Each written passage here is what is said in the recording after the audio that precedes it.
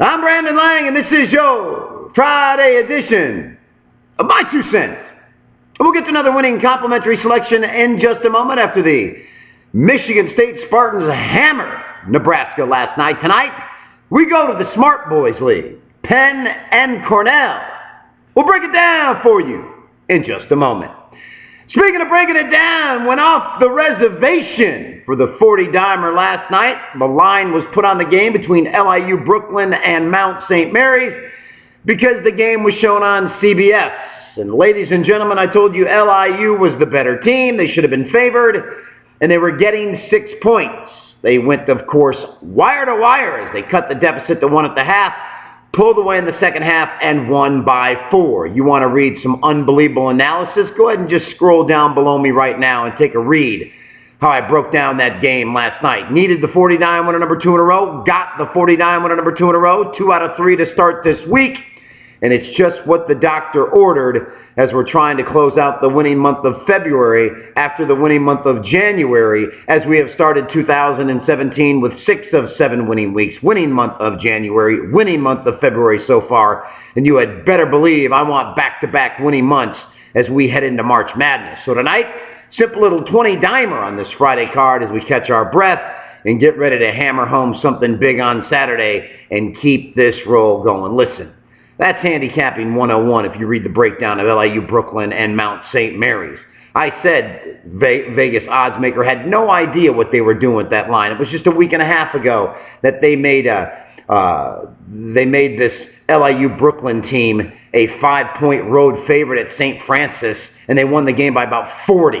And now they're making them a 6-point dog, and they're the best team in the league just because Mount St. Mary's beat LIU earlier this year. Great line by the boys in Vegas. We exploited it, we hammered it, and we got ourselves the big-time winner. So tonight, let's catch our breath with this 20-dimer, and let's get ready to uncover another big-time gem on that Saturday card. All right, complimentary winner in a moment. My 2 cents.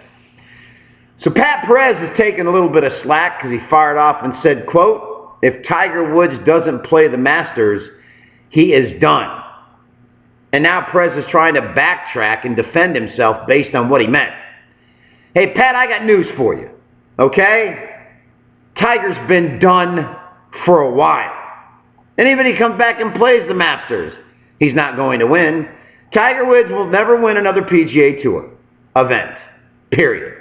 He is a broken down suitcase of a man that he once was. And that's what happens when you jack yourself allegedly full of roids, linked to a steroid doctor in Canada, and accelerate the muscle growth over your bones in your 20s.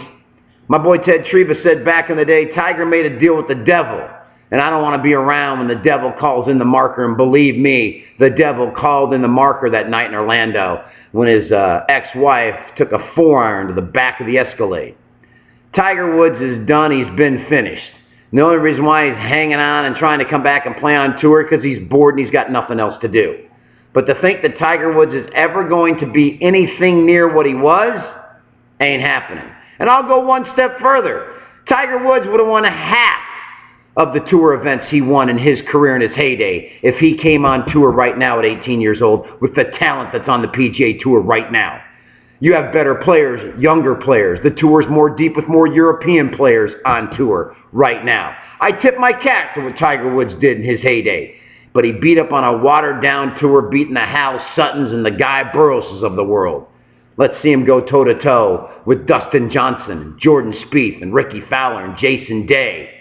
He'd have won a little bit, but he sure as hell would not even have come close to what he did back in the day.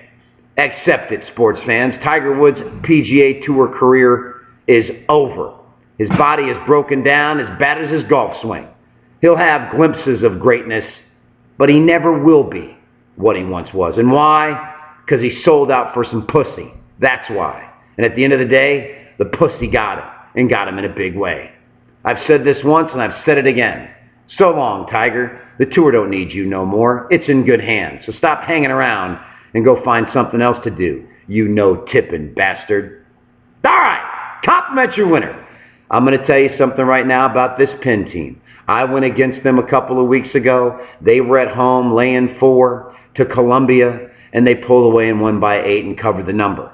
The very next night, Columbia went into Princeton plus 14, almost won the game outright, telling me Columbia was playing some pretty good basketball. And for Penn to beat them in the manner in which they did, Penn, something has turned. Something's clicked with Penn. Sure enough, at home, here came Cornell, minus 6.5. Penn beats them by 19. Then they go on the road to Brown, laying 3. They win by 24. And then at Yale, plus 4, they win by 16. Boom, boom, boom, boom. 4 straight wins, 4 straight covers, 3 by double digits, 3 convincingly. Tonight, they're laying a 5 number at Cornell.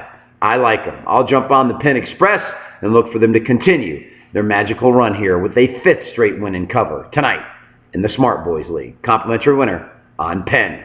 That's it, everybody. A fantastic Friday. As always, I'm Brandon Lang. Win or lose, we'll see you back here on Saturday with another edition of My 2 Cents.